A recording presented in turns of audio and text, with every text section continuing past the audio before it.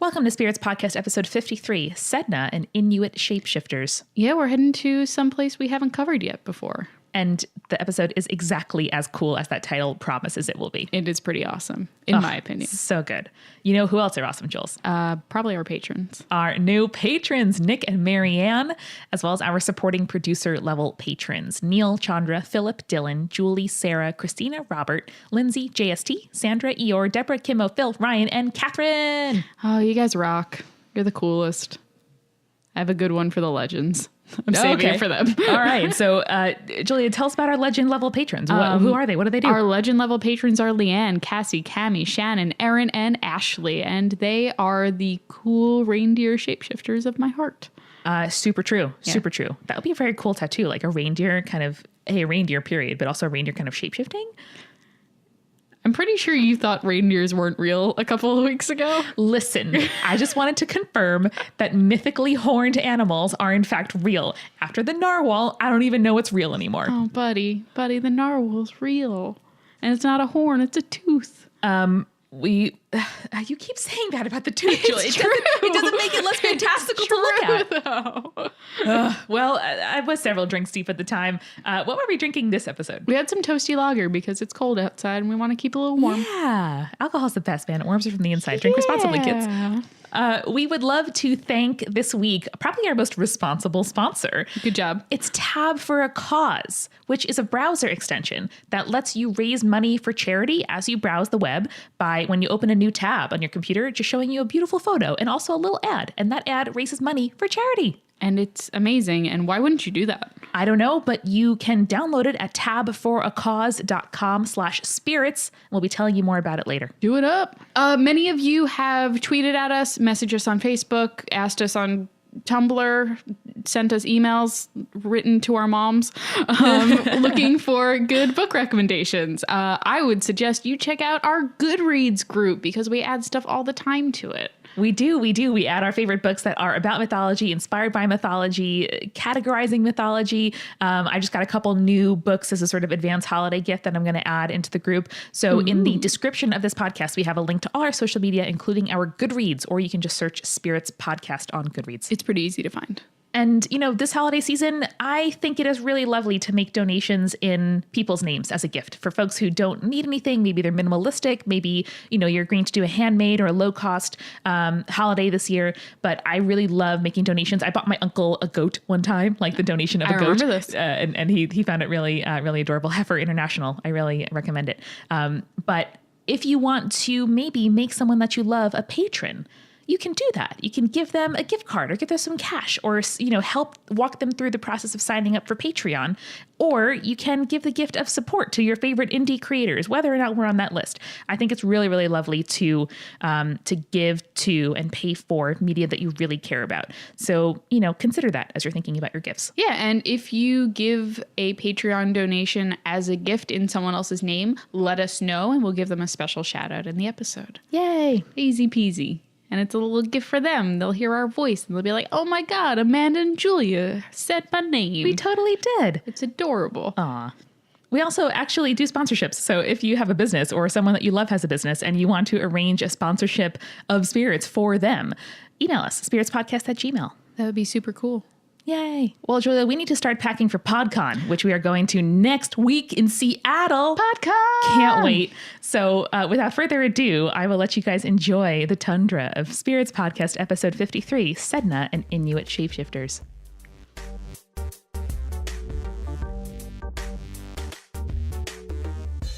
So, Amanda, this week I want to talk about duality. Ooh. It's not often that we start off the episode with me stating what the theme is going to be. But this is, we're going to first hit off a new tradition and new mythology that we haven't touched on before.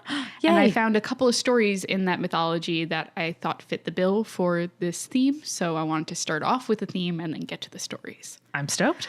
So we're actually going to be talking about some stories from Inuit mythology. Yay! We haven't done any First Nations or Native American stuff, so I thought that was a good place to start. And so what we're going to start with is one of my favorite stories, how a woman becomes the mistress of the sea and lady of the underworld. I am taking notes. Let's do it. Yeah, I know. It's dream goals. So let me tell you a story, Amanda. Anytime, babe. There once was a woman named Sedna. In some stories, she's a giant, but what you need to know is she lived in the Arctic with her mother and father, whom she loved very much. Her father was a hunter, a great hunter, so her family always had plenty of food and warm furs to wear. Because she was so comfortable at her home, Sedna refused to marry and leave the comfort of that home. Many men tried to come to the family, desiring to take Sedna as a wife and asking her parents, but Sedna refused them all. All right. Yeah. Good start. I mean, goals. Yeah. Her parents eventually demanded that it was time for her to marry, but she refused to obey. One day, a man came to Sedna. He promised her a life of comfort, foods to eat, furs for clothes and blankets. Sedna agreed to marry him. And once they became man and wife, he took her away to his island. Smells like a sea god. Not a sea god. Good try, though. From all the stories that I've told you so far, it wouldn't be surprising if this guy was a sea god. Yeah. But I will tell you, it is something we have seen before. Okay. But I'm not going to spoil it right away. All right. It was there, once they were alone, that he revealed himself that he was not a man at all, but a bird dressed up as a man. Classic Plot twist. Bird husband. It's always a bird husband. What kind of bird? They don't specify in a couple of different versions. It's like a gull or, just a bird that's native to the area at the time. I see. Yeah. So Sedna is pissed off. Of course. False advertising. But she's married to him and on an island with no way of getting off. So she makes the best of it. Okay. But because he's a bird, it means he's actually not a great hunter, like he said, and can't provide her with furs and such to keep warm. All the Birdman can really do is catch fish. Oh, no. And after a while, fish can get really annoying and Sedna gets really sick of it. Because when you have too much of a mediocre thing, you learn to hate that thing. Yeah, word. And he also specifically promised furs and good food. Yeah. One would assume that wouldn't just be fish. You can't keep warm with fish skin, I don't think. You can't keep warm with fish skin. That just sounds like a motivational blog post title. Like you're counseling a girlfriend, like, I know it really sucks, like, blah, blah, blah, but, can't keep warm with fish skin, girl. You gotta, take care of yourself. I love it. I want it on a poster with some ocean in the background being like, well, you can't keep warm with fish skin. I mean, unless that suits you specifically and you're a fish, we're getting too deep into this. Yes. Okay. Sorry. Her father comes to visit her after she and her husband have been married for a while. Nice. The father sees that his daughter is not happy and that her husband had lied to her and to them, lied to her and the family. Mm-hmm. He kills the Birdman for disrespecting and lying to his family and escorts Sedna off the island. Whoa. It escalates very quickly. That did escalate very quickly. It escalates even further from here. Oh, bad. So they get into his kayak to go home, but the Birdman's friends have discovered that he has murdered their friend, basically. Are they also bird husbands? They're not bird husbands. They're just bird friends. Okay. They want revenge, okay, obviously. So they fly above the kayak and they flap their wings very hard, which causes a huge storm. Wow. The waves crash over the kayak, making it nearly impossible to keep the boat upright. Sedna's father is frightened by the storm and worries that it will fill the kayak with water and he will drown in the icy waters. So naturally, he figures that if there's less weight in the boat, there's a better chance that he'll survive. So what he does is he throws Sedna overboard. No, he should jump overboard instead. Yeah, but Sedna's a tough girl. She spent a year or so living in this shit show with a bird husband. So she's developed thick skin, so to speak. Sedna's survival instincts kick in and she clings to the edge of her father's boat. Fearing that his daughter will tip it, the father cuts her fingers off one at a time. No! But as he does this and they fall into the water, a different sea creature is born and emerges from it. Whoa. This is a roller coaster, Julia. Like I said, it escalates quickly. So they become fish, seals, walruses, whales, all that kind of stuff. And is this the introduction of those creatures to the sea? Yes. Aww. She becomes the mother of those creatures. It's great. So Sedna finally falls from the boat when the last finger is cut, sinking to the bottom of the ocean. Does she die? No. Instead, she becomes a powerful spirit and her home emerges from the ocean floor. Yay! I know. It's so good. I'm sorry. That's awful. Your father sounds like he had the wrong impulse under mortal fear. Yeah. But that's pretty dope. I mean, I'd take getting my fingers cut off, I guess, in order to become a goddess of the ocean. As long as they grow back. They don't in her situation. She does not have fingers. Julie just had the look on her face like a parent who says, yeah, no, we flushed Sammy down to the ocean to be with the other fish. Oh, okay. Someone speaking from experience. Yeah, my African water frogs did not live for 10 years. You had African water frogs? I did. Dang. Because as a sad child allergic to the world, those are the only pets that Connor and I could have. That's adorable. I'm sorry you were allergic to everything that was fluffy and cute. Yeah. Yep. So Sedna becomes a powerful water spirit. It is said that if you see her now, she has the head and torso of a woman and the tail of a fish. Ooh. So traditional mermaid style. Yeah. Kind of nice. I'm into it. That's I like an that. animal-human fusion I can get behind. Yeah, and I like that that's such a universal thing. Like water spirit, Yeah. body of a human, but also tail of a fish. I mean, pretty convenient. Like you see fish swimming and you're like, damn, you guys figured it out, you know? Yes. Side note, yes. I took the train to Long Beach the other day and I saw a man on the train. It was like 50 degrees out. It was quite chilly. And he was carrying, he's like a grown man with like intense Oakley sunglasses on, carrying a backpack with a flip flop in each water bottle pocket, which I just thought was so adorable and great. And then a pair of flippers in his hands and nothing else. Dope. It was like 8 a.m. Like he was I have so on many a questions. mission. He was going there from somewhere or coming home from somewhere. I don't know. And just carrying flippers and like the backpack wasn't big enough to have a wetsuit and you would need a wetsuit to swim that day. So like, what were you doing, bro? Was it enough to hold a wetsuit if you rolled up the wetsuit? I don't think so. All right, dang. Anyway, I have so many questions. Sedna is able to control all the animals in the sea. And so keeping Sedna happy means she will allow the animals to make themselves available to hunters. Oh, okay. So the hunters, if Sedna's not happy, hunters starve. Yeah. So if hunters do not catch anything for a long time, the spiritual leader of the tribe will transform themselves into a fish. And in this form, they swim down to the bottom of the sea to appease Sedna. You want to guess how one would appease Sedna? Bringing her stuff. No. It's a really specific thing, actually. All right, I don't know. So they comb the tangles out of her hair and put them into braids. That's amazing. I feel like this is a universal thing. All women like other people playing with their hair.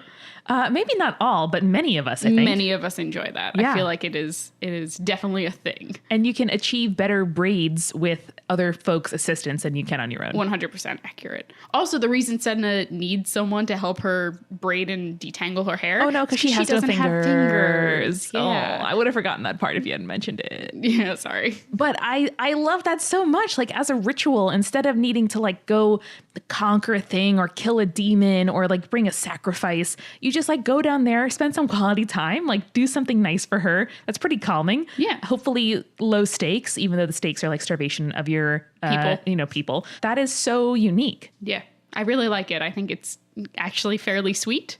And do the leaders transform back into people when they get there so they can, because they need fingers. They Otherwise, can't do they it as have to fish. have a like elaborate collaboration with other people to like have each fish have a strand of hair. Oh, that's funny. It's a really rather sweet story. Of course, there's another version of it, or at least another ending that is less sweet. Okay, let's hear it. Okay, so in this other version, Sedna does not float to the bottom of the sea. The birdmen see her go under and stop the storm and fly away. Her father then helps Sedna back into the boat after cutting off all her fingers still. But Sedna has been betrayed. She's grown to hate him, and she swears bitter revenge. Okay. Because naturally, of course she would. When they get ashore, she calls her dogs to him and orders them to gnaw off the feet and hands of her father while he sleeps. Yikes. The father wakes up, obviously, because once your feet and hands are getting gnawed off, you do wake up. Yeah. He puts a curse on them, whereupon the earth opens up and swallows everyone inside the hut in which they were staying at, taking them to the land of Ad Livon, which is the underworld. Whoa. It's the name for those who occupy that space and also the underworld itself. Right. It means those who lie beneath us or something like that. Wow. So Sedna becomes the mistress of the underworld, and it's said to imprison the souls of the living as part of preparation for the next stage of their journey to the underworld. Wow. And that's really interesting and distinct from the last kind of underworld scenario we talked about, or the last two, being the Egyptian underworld and then also the kind of classical Greek conception of the sea, you know, the earth and the underworld being like totally separate dominion. Like I love that she's associated with both the underworld and the sea. Yeah. I feel like you don't see that very often. It's really nice, actually. And it's really interesting, too, because when I tell you a little bit more about their underworld, it's very distinct to the culture itself. Yeah. So in Inuit culture, the dead were traditionally wrapped in caribou skin and then buried. And during the 3 days of mourning, mourners ritualistically would circle the grave 3 times, promising venison to the spirit, which was then brought to the grave when visited. Makes sense. So Adlivan is said to be located beneath the land and the sea, but it's in certain stories, it's also north of, you know, the territories that are occupied by the Inuit people.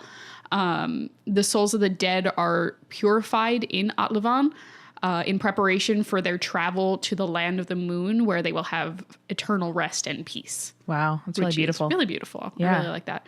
Adlivan is typically described as a frozen wasteland, which is why it's usually occupied north of wherever they are. And why you need caribou skin. Yeah, exactly. It gets cold there. And one is sometimes said to be able to travel to the area by heading too far north. Wow. Yeah. Man. And that becomes more prominent in the story that I'm going to tell you next, because there's sort of the north is where the line between the mortal world and the spirit world starts to get a little bit hazy. I love that so much. And it's also reminds me of my favorite image from A Wizard of Earthsea by Ursula Le Guin, which is like one of my favorite fantasy books of all time. They're wonderful. And it's one of the few ones where the main characters are people of color in a fantasy world. And it's wonderful. And in the second book, a girl as well, which is just incredible. And I loved as a kid. But anyway, the sort of idea is like you sail to an kind of unworldly, otherworldly place by just going east and east and east, farther than the maps, farther than the oceans, like farther than any person thought that a person could sail.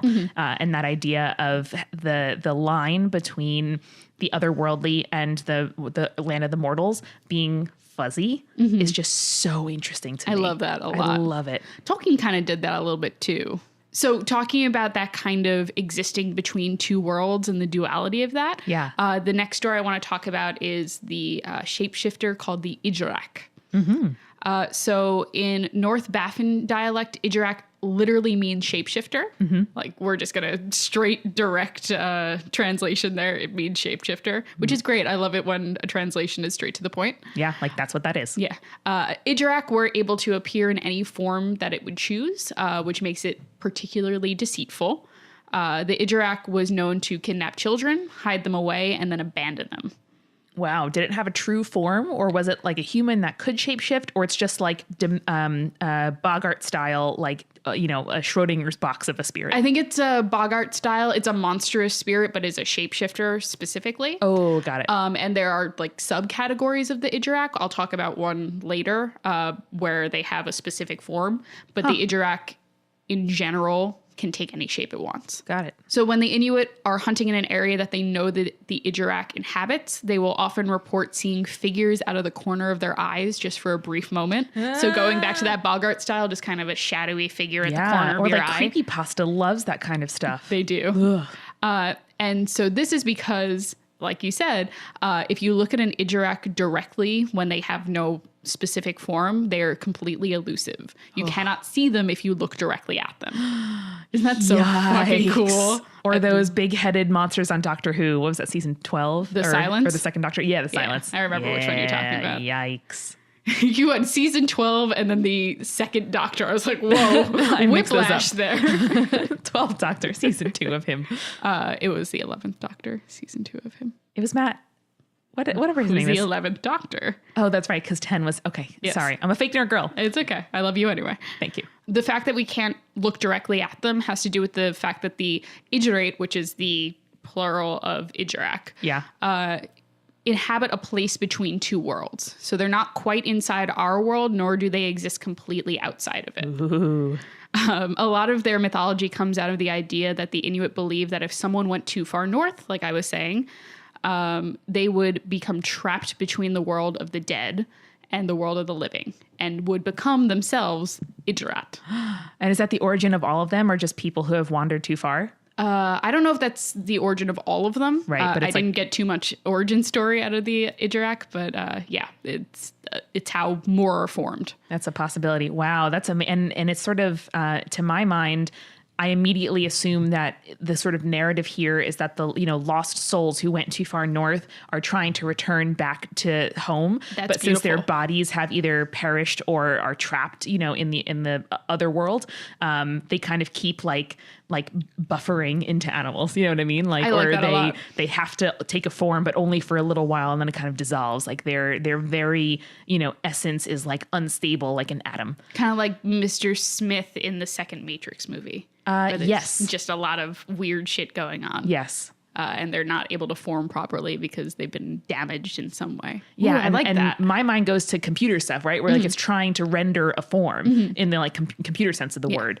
but it can't fully. And or like kind of popping into just popping into something like, no, that's not right, or no, it won't stick, and like what an existence. Like super glitchy. I like. Yeah. That. Ooh, that was a good analogy, Amanda. Great job. Proud of you. So this borderland between the living and the dead, that's the Idrak's home, though they've been known to spread further south. It is said that people who visit this land will become cursed and lose their way no matter how skilled a tracker they are or how familiar they are with that land. Wow. There's a story about a man and a woman who stumbled upon a small peninsula while hunting, and the man, despite being a renowned navigator, was completely lost. They, across from the peninsula, were able to see the camp that they made and their children, but they struggled to find their way back despite being able to see the camp and seeing the path back. Oh, God. They arrived just in time to see that a polar bear is circling the children, ready to devour them, but they managed to chase the bear off. Some people say that the polar bear is an Idrak who is hoping that their magic would be able to provide them with an unprotected batch of children. Wow. Yeah, that's an intense story. Can you imagine, like... That's like every horror movie's kind of nightmare where you're following a path and then you're like all of a sudden like, we passed that tree already. It looks like that weird shape, so I remember it, and just getting completely lost. Yeah, or you're outside a home, or have no voice, and your friends are kind of just out of like your arm's reach, right? And you can't signal to them. Yeah. I'm reading a book right now called Mountains of the Mind by Robert McFarlane, which is about the history of mountaineering and also the history of like mountains as a thing that human beings have wanted to conquer. That's amazing. Yeah, like it was only into the kind of late 1600s that people started thinking of mountains as like a thing instead of just like a thing in the way of the horizon.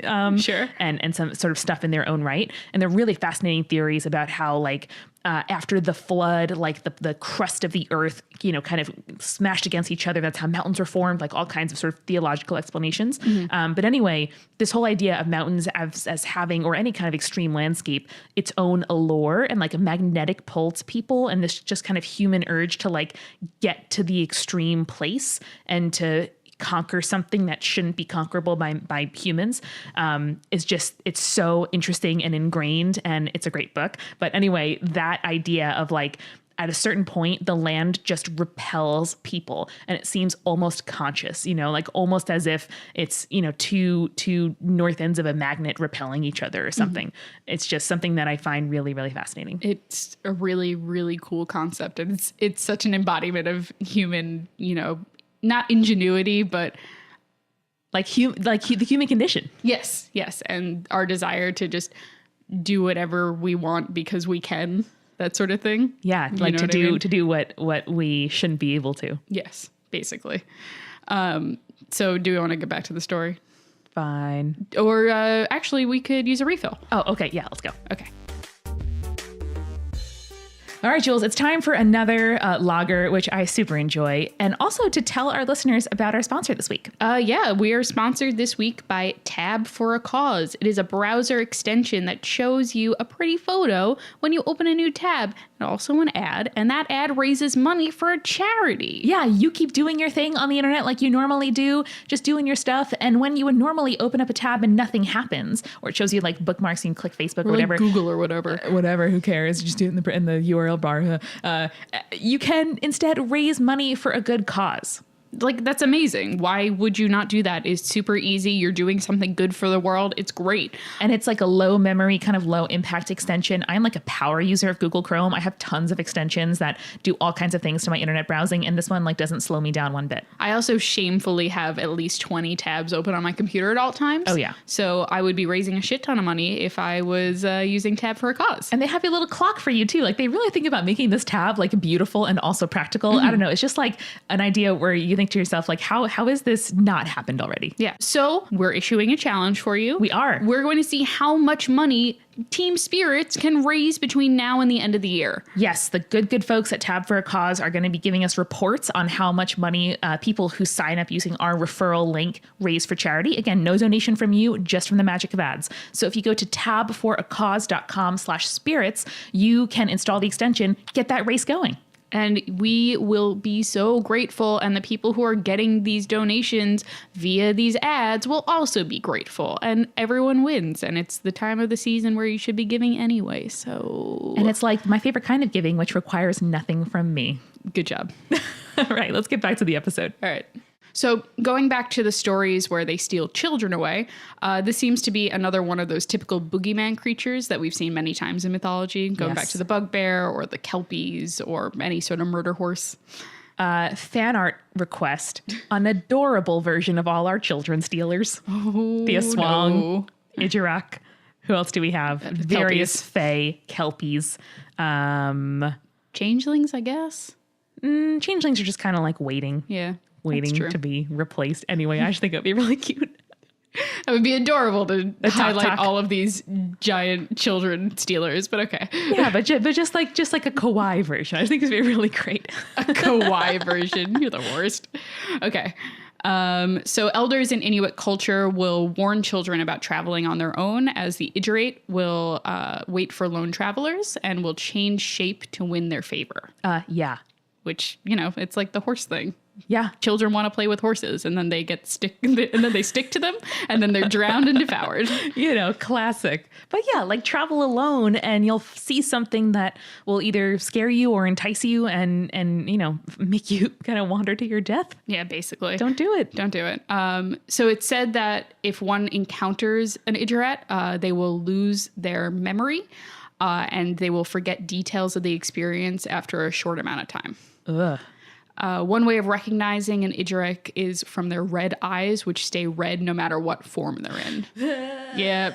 This is, you know, classic demon stuff. I know. And I think we've talked about in the past as well, maybe with Biave, of the significance of the color red and just how much it does stand out in that tundra landscape. For sure. And it's just, there's something like primal that sees that as a danger color. Ooh, I'm curious if that's, you know, it has to have come from somewhere. I'm curious if that was like a sign of albinism in nature.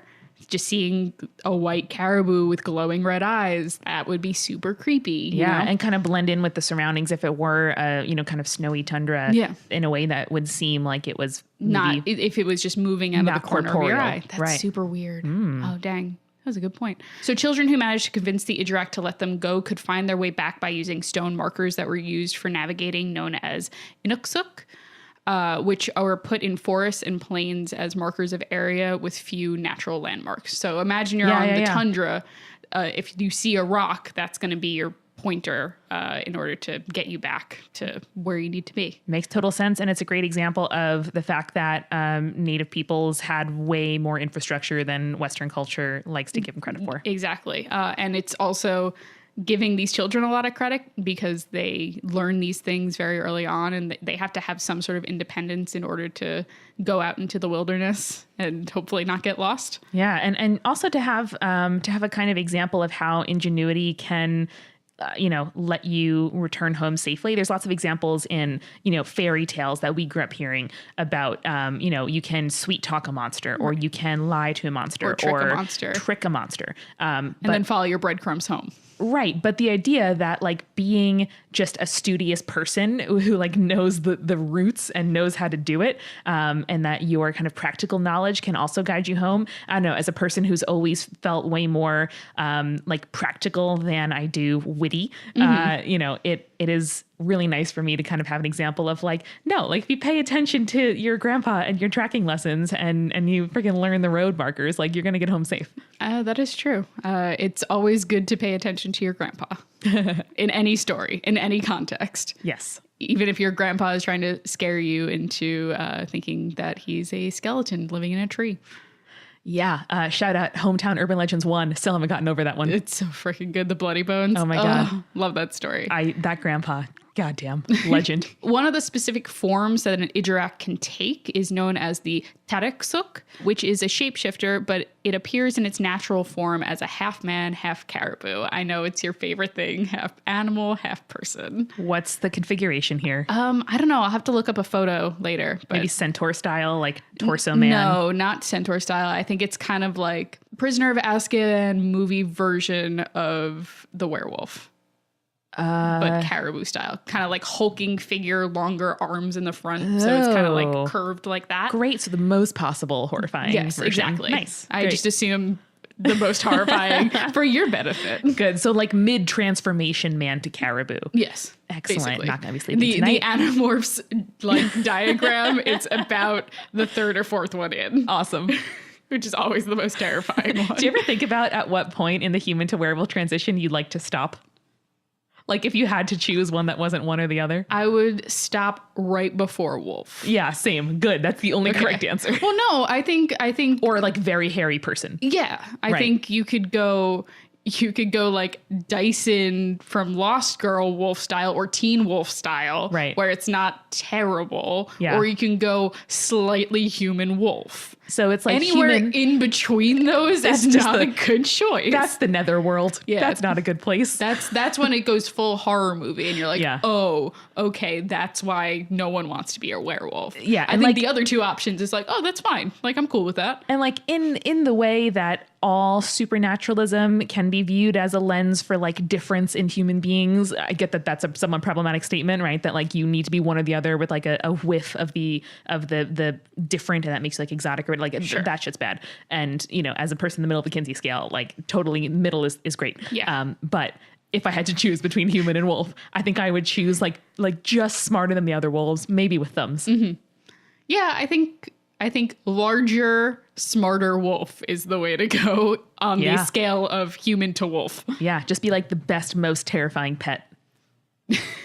I don't want to be anyone's pet if I'm a wolf. Yeah, but everyone knows, and you can just like be part of the family. Then you go out kind of Sirius Black as the dog style, Yes. and be like, and as Mike Schubert from the Potterless podcast pointed out, that's super dumb of him to have gone out in wolf form into public. But oh yeah, no, whatever. it's like Or the dog riskiest form. behavior of all time. Yes. Like Sirius, I'm sure you would have been a great guardian in your mind, but maybe If not. you hadn't gone to wizard prison when you were 19.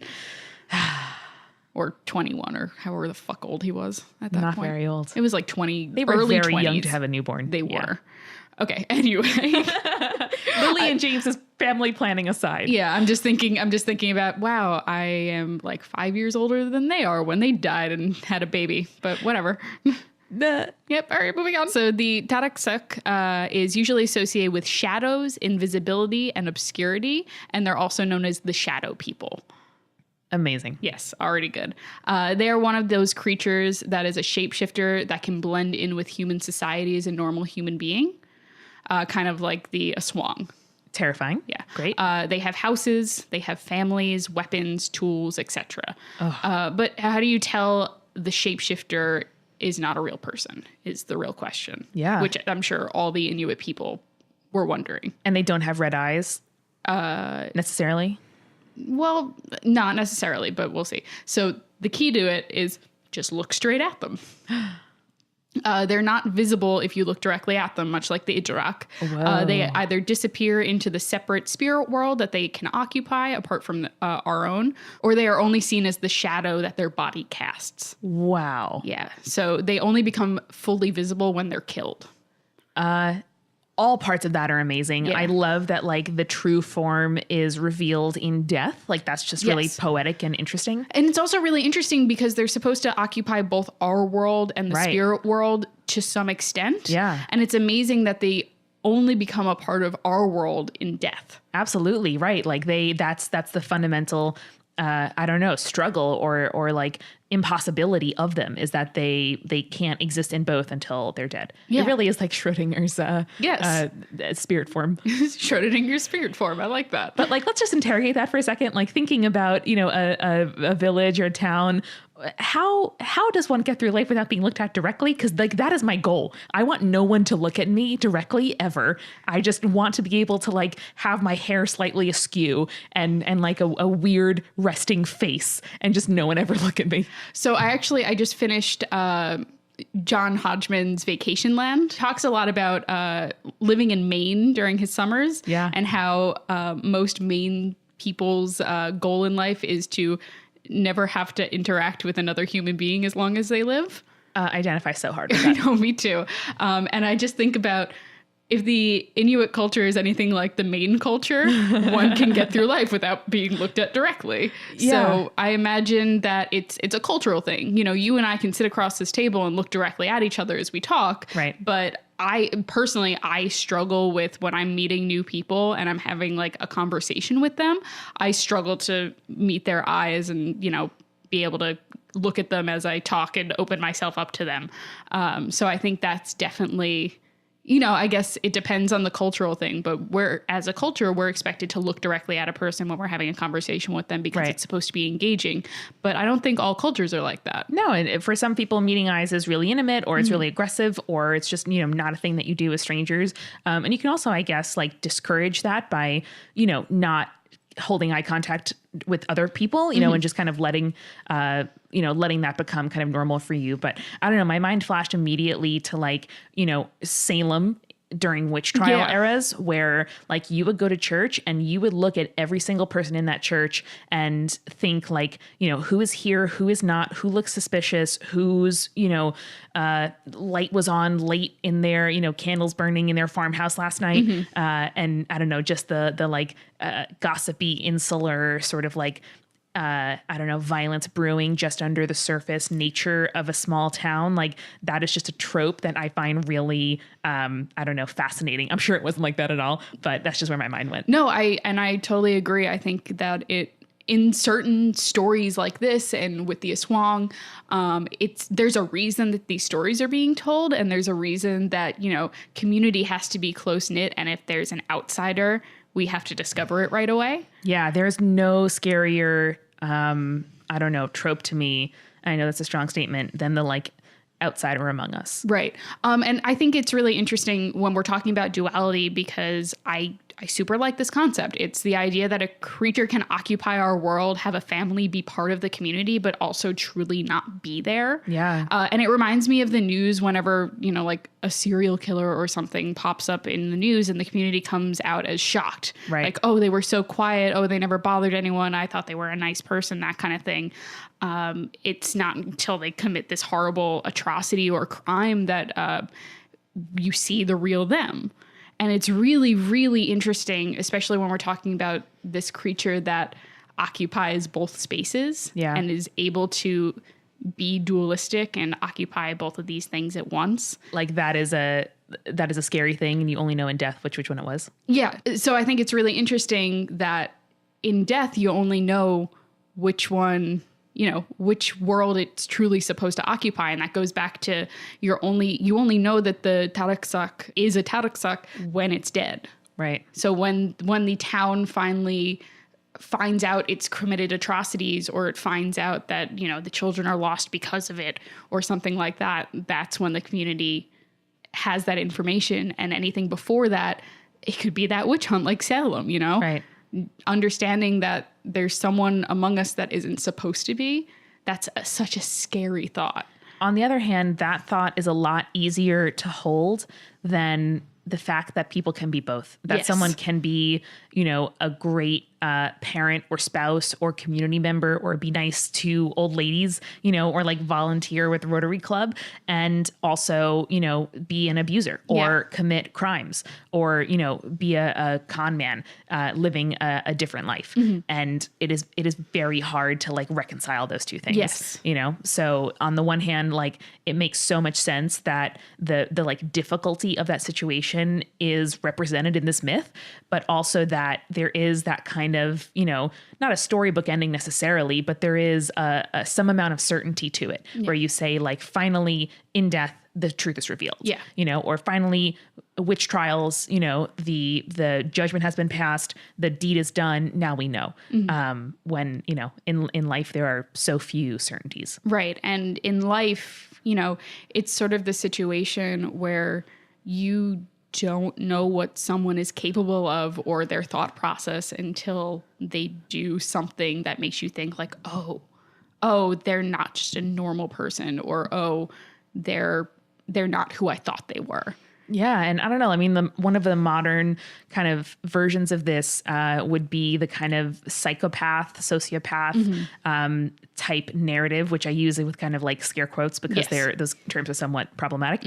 But this idea that there is, you know, walking among us and looks just like us and, you know, could be your boss or your neighbor or whatever. That very blah, blah, blah. 80s, 80s hype. Exactly. And I mean, like, you know, serial killer narratives, the, you know, Dexters of the world, you know, they're so popular and like it's there in like every single police procedural, like every other week there's some kind of version of this narrative. And I love it too. You know, I watch Mindhunter on Netflix for 8 hours straight because the idea of, you know, people who look, speak, and act just like us until they don't. There's something really fascinating about it. But that's an example of like a modern myth, a modern duality that I, you know, see as being linked to these actually much more interesting stories. Yeah. And that's why people just eat up true crime. Yeah. People fucking love true crime. And I think it's for that reason exactly. It's, you never know. Someone is capable of all these things, but you never know who it is. Could be your neighbor, could be your loved one.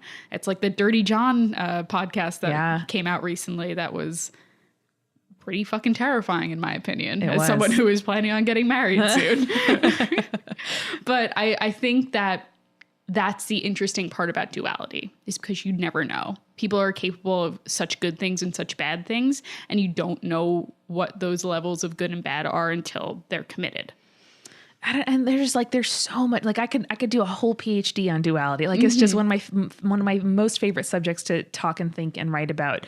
In that like duality is potential. You know, it's all of the things that you could be, worlds you could walk in, you know, behaviors or ways of being that you could do. It's also about code switching, right? It's about existing in spaces that should be opposing or should be kind of mutually exclusive, but instead you can do both. And like there's something, again, all of us operate in different worlds to some extent. All of us, you know, speak or act or dress a little bit differently depending on what world we're going into. And, you know, you can take that to like the most extreme of living double lives or living between the living and the dead. And I just see that as being such a like human thing to think about, wonder about, you know, kind of speculate what it would be like to live that sort of life. And finally, like I said earlier, the kind of idea of the underworld or death as being not completely sealed off from us, not a different realm that you have to like go through a number of rituals to get to, but kind of just beyond your field of vision. That you could stumble upon at any moment. Yeah. Like just beyond the safe area, you know, of your town or in your map, of being kind of coexisting in a body near yours, of a hand that you shake or a person's establishment that you walk into. Like it is just thrilling in a way that is like so different from conceptions of death in the afterlife, underworld that we have talked and thought about before. Yeah. I'm vaguely reminded of Stranger Things, if only because I am in the middle of watching season 2 at the moment. Yeah. And this idea that, you know, these two worlds can exist and, you know, the veil in which they are separated is so thin at places that one can just stumble upon it. Like fucking Nancy and Jonathan in the woods in the first season. You can just stumble upon it and be taken to this world that is not your own, where danger lurks at any moment. And that's kind of this beautiful identity of both human beings and the world we live in general. Yeah. And like the multiverse theory, like whenever I think too much about multiverses, my brain fucking explodes. But I try not to think about it too much. I know, right? Like I have to like put aside time each month to like just consider the fact of the multiverse and then like go back to my normal life. But it's fascinating. It's just the I don't know. The strange is so much closer than we think it is. Yes.